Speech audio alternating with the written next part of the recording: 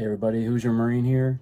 Today, making a video, going to be talking about my newest pistol. It's based around the SCT Manufacturing's SCT-19 frame for the Glock 19.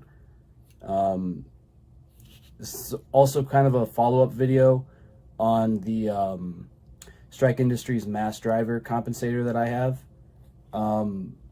Originally, I tried putting it on my Dagger, but in the original video I was having complications with it having too much wobble on the front end. So I'm going to talk a little bit on that, and then you know, go a little bit more in depth on how I built this and how it ran with the compensator and how it feels.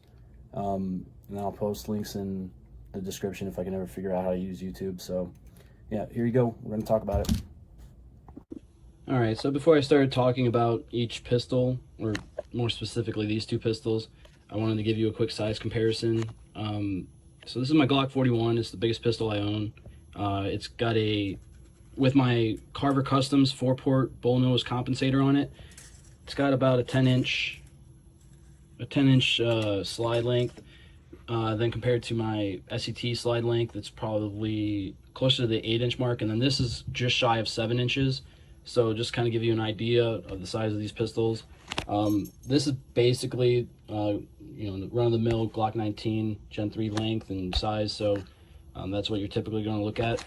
But yeah, just before I start the video, I wanted to give you guys the size comparison, so you know what you're kind of looking at if you're looking for something for like a concealed thing, or like a range toy like these. So yeah, all right, let's get back into it. Okay, so starting with my SCT-19 frame, or I guess pistol. Starting with the frame, I ordered it online. I think there's only a few dealers that you can get it from now. I know one is Brownells, and the one I got it from is Aim Surplus. I'm not sure if there are other dealers that offer it. On the SCT website, they don't currently have the ability to order direct from them, so your only real option is Brownells or Aim Surplus. Brownells wasn't in stock when I ordered, so obviously I ordered from Aim Surplus. And it's serialized, so you have to get it shipped to an FFL, and you'll have to pay the transfer fee. So looking at that, it's $50 just for the uncompleted frame. So you'll have to get a lower or a lower parts kit. So you're gonna have to get the trigger, magazine release, all the pins. It came with the rail blocks for the front and back side of it, so you didn't have to buy that. But yeah, all that considered, it's going to be a little bit more pricey than the Dagger, but it is a lot easier to work on because you can just use a punch and hammer set. Well, you can with the Dagger too, but the Dagger has roll pins in it, which are a pain in the ass to tap out. So these are like OE Glock parts, so it's basically, it's super easy, and it's not that much of a hassle. So looking at that going forward, I would probably prefer this option to that, because I'm all about customizing. So anything that makes that easier on me, I'd rather just do it, my way, rather than hassle my way through somebody else's pistol or somebody else's work. So yeah, there's that. The rest of it, basically everything on this pistol besides the compensator and the flashlight, are from Aim Surplus. I think all of it's their own proprietary stuff, like this Glock 19 windowed RMR cut slide. I think it's just on the website, it's called Aim Surplus DLC windowed RMR cut. I got it for $100, so I had to get it was uncompleted, so I had to get the upper parts kit, which was also OE, so it's like all pretty cheap stuff. I decided, since I was saving a little bit of money, I got like a little fiber optic sight. I don't know if it's like really rated for night sights technically, because it doesn't really glow in the dark. It just picks up light a lot better. So if you're in the range with like low light settings or something, it really shines and picks up on that light. Makes target acquisition really good and easy. The barrel I have is a fluted and pocketed Live Free 19 barrel, so that's the only thing I didn't get from Aim Surplus. So yeah, that's kind of like a little breakdown of all the parts I got. I got a parts list that I made on Discord. I'll probably post a picture or a link in the description of this video if I can, so you guys can kind of like follow along and make your own if you want something just like this. All right, guys. So I'm just putting this in here. I don't want this to be the focus of the video because it's not. I just figured I'd bring up the Dagger again since I am talking about the Strike Industries Mass Driver compensator, and I just wanted, for you guys that are interested in the Dagger, I wanted to give you guys like a little follow-up on what's currently going on with it and what I've done since that video. But yeah, going into it, literally the only thing that I've changed on this Dagger since I made that last video is I swapped out the barrel. It's a polished stainless steel crown cut Glock 19 Gen 3 barrel from I ordered it from 3CR Tactical for around $70. It's made my slide action very smooth, and it's very it's like butter. It's very nice. I enjoy it, and it's got the same recoil spring assembly that came with the Dagger, so it's like that's I think it's a stainless steel guide rod as well. So everything is like stainless steel or like some kind of steel. It's not like plastic or like any like unpolished metal. So it's very smooth. But going into that, I think, now I don't know what may have caused it. I know what caused the breakage. I just don't know if it's something that I did with replacing the barrel and maybe just making it too smooth to operate. But so what happened was my striker bar, or the I don't know, you guys call this the striker, firing pin, whatever the fuck you guys want to call it. There's a bar on the back end that when it goes back, it resets the trigger, and then it rests on the trigger that's on the frame. So when I was locking the slide to the rear, that's when it snapped off. Not when it was going forward, like where you would think, where it would put force on the trigger once the trigger is angled up. It didn't snap there, it snapped going backwards. So I don't know what caused that. I just think that maybe having the polished stainless steel barrel and the smoother action, maybe it was like just going too fast. I don't know. This isn't even a common issue. Like, this is not something that typically happens even with most striker fired pistols, unless like it's like a lot of wear and tear and a lot of abuse. And I've only fired 3 magazines to this thing and maybe used the action on the slide maybe, I don't know, less than a dozen times.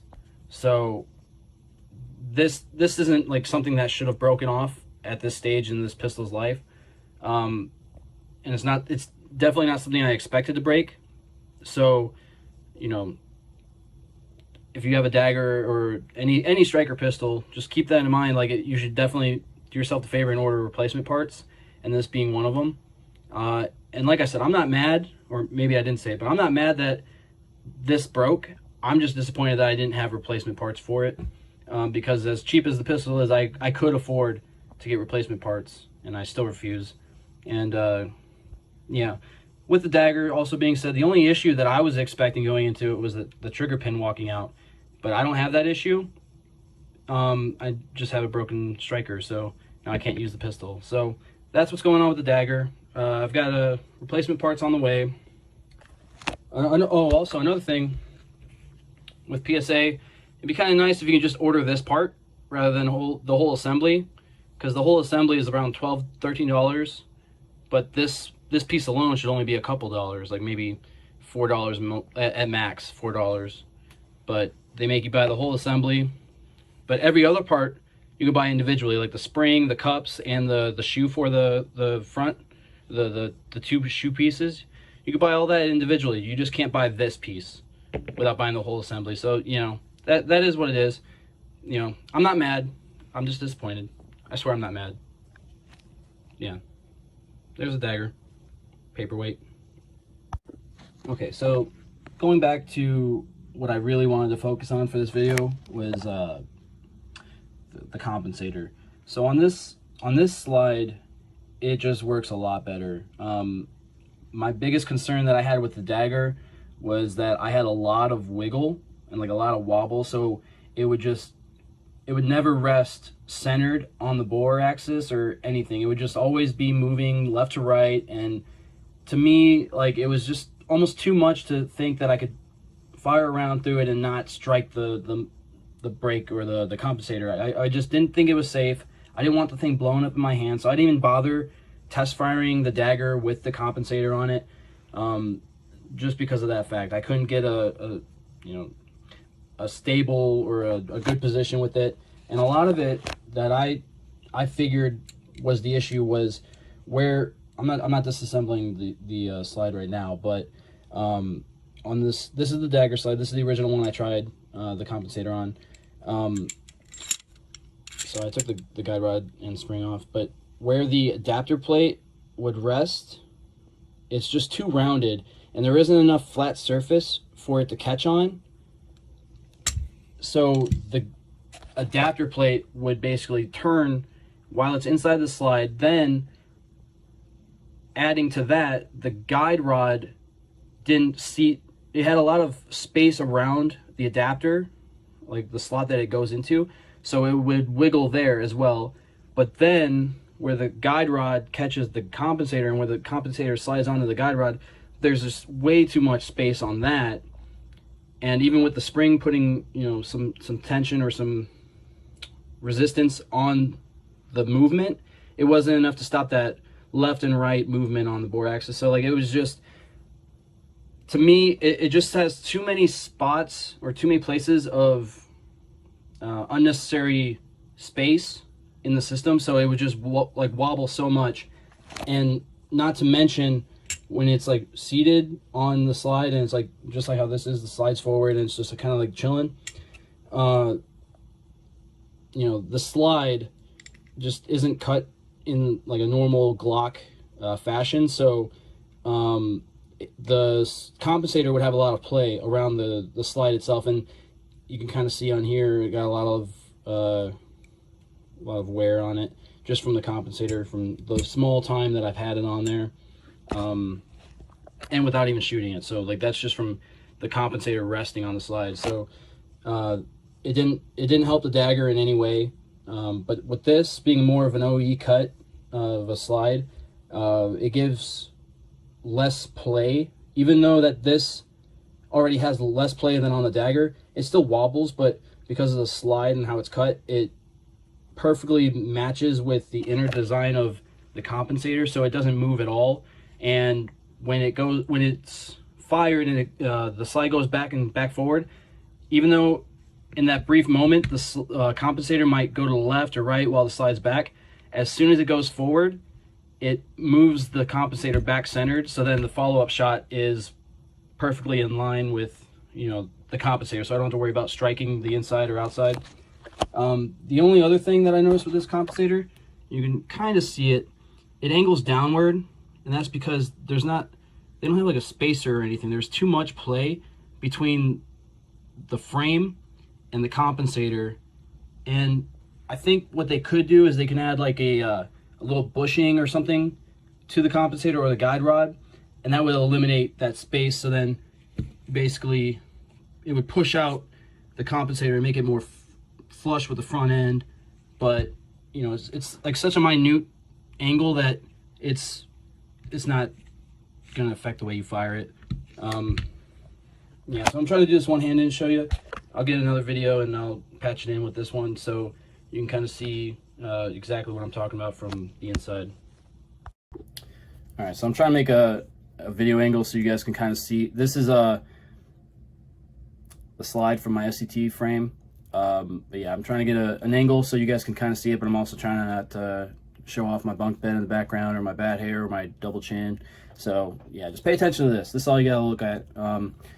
So talking about the compensator again, the issue that I had on the Dagger, to kind of go into a little bit better detail, this right here, that little part there, that's the adapter plate. On the Dagger slide, I'm gonna pull the barrel out on the dagger slide so you can see it side by side. Just the slide. So just to give you a size comparison, don't look necessarily at the adapter plate, but look at the slide. There is almost no shelving, or I call it a shelf, but there's no flat surface for the adapter plate to rest on, and it's also extremely rounded out.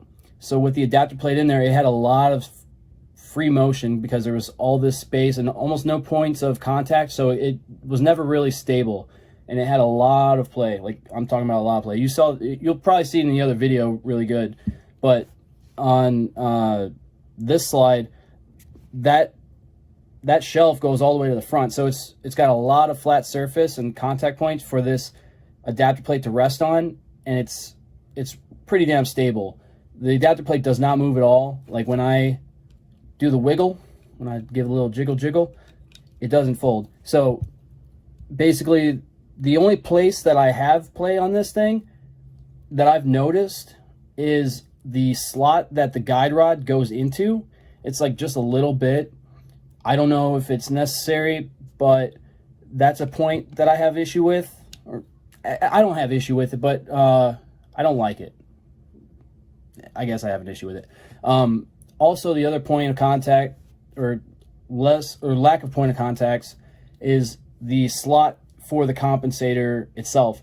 I don't think it's necessary, because the only spots that should be moving excessively is the guide rod, because that's you got your slide going back, you're gonna have that spring tension coming and going. But realistically, up here, you don't need that much movement. You really don't.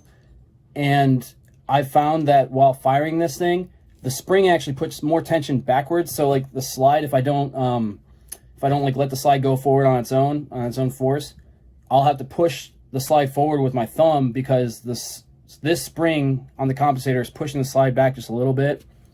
I don't know if that's, by design or if it's typical.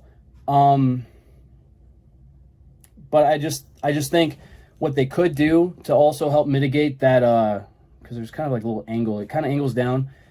This little space at the nose of the slide right here, and between the compensator, there is a lot of space. You can kind of see it there. If they added like a bushing around the guide rod, or even around the compensator, or just extended the compensator out a little bit, you would eliminate a lot of that space, and I think it would stop the compensator from pushing the slide back excessively. But I don't know. I'm not a genius. I'm not smart. I don't ever claim to be, but I also find that if you kind of tinker it on your own, or you did something to that effect on your own, you might run the risk of snapping your nose of your slide.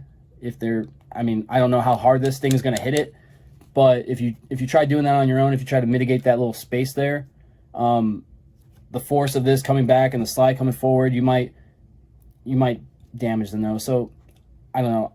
I'm just thinking, like, if they have the technology, if they have the money to do so, if it would benefit that, why not try it? But then again, I don't know how negligible the benefits would be, or if you would just cause more damage to the slide and the functionality of the pistol. But yeah, so there's a lot of play in that slot still, and most of this is just coming from the compensator. So if they narrowed down or widen the guide rod at the front end, so there's less play, because it's not necessary. You don't need to go left and right on the compensator.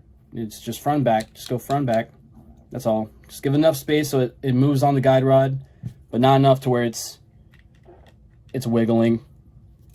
That's all they need to do, but still functions well on this slide. It's not really an issue with that wobble even. So yeah, I just figured I'd point that out. Yeah, so I'm going to find another topic to talk about, and I'll tag it in this video, or I'll patch it all together so you guys can kind of see everything all put together and side by side. All right, there you go. All right, so I'm going to try to wrap this video up with a completed look of the pistol. Also try to hide my double chin best I can. yeah, so for all the crybabies who feel like I have to show you an unloaded firearm, there you go.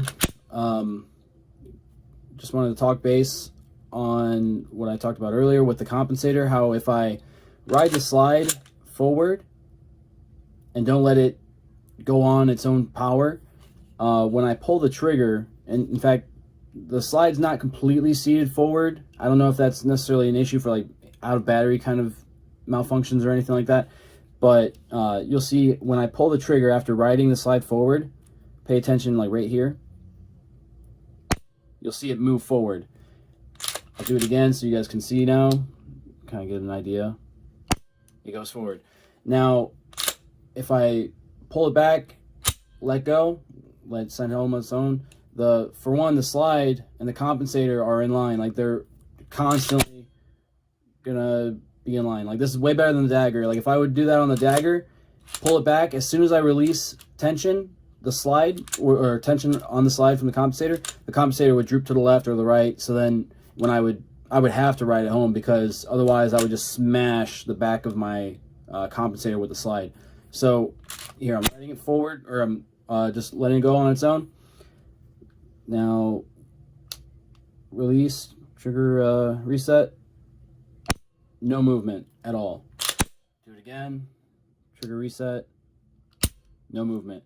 So yeah, if you're planning on building a pistol similar to this, or if you have the Strike Industries mass driver compensator and you want to do something with your pistol, and you encounter something like that where when you're like just dry firing or fucking around with it and you notice like when you pull the trigger the slide goes forward, that's a way that I found to mitigate it, is just like let the gun do its thing and you won't have that riding or that shifting motion with the slide. I don't know if it's going to be an issue. I don't know if it would cause a malfunction, but if you are a little self-conscious about it before you're firing, in fact in my video you'll see before I started firing I pushed the slide forward, checked it with my thumb to make sure it was seated all the way forward, and then also in that range video you'll see that I had the slide locked back to the rear. I didn't talk about it, but that's because I'm not used to it. I don't have any other pistols with an extended slide catch, but this is a Ghost Incorporated extended slide catch. It's like a polished, rounded out, like machined metal slide catch, and it's very nice. It's just something I'm not used to, and I think when I was firing on the last round, I popped it with my thumb, and it locked the slide to the rear. But I had no malfunctions with 150 rounds so far.